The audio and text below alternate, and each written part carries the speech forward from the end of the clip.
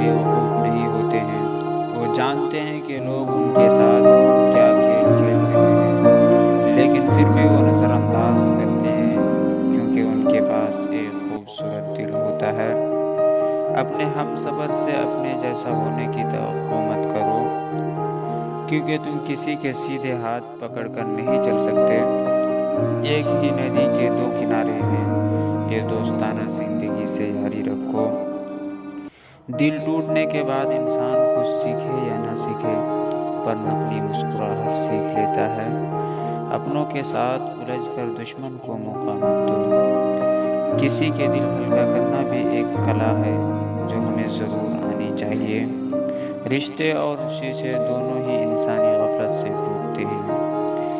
ہمیں یہ یاد رکھنا چاہیے کہ شیشے کے بدلے شیشہ مل جائے گا، مگر رشتے کے بدلے رشتے نہیں ملے گا۔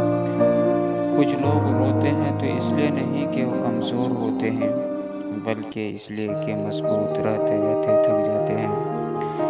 اچھے رشتوں کو وعدوں اور شرطوں کی ضرورت نہیں ہوتی، اس کے لیے صرف دو لوگ چاہیے جو ان میں سے ایک بھروسہ کر سکے اور دوسرا اسے سمجھ سکے۔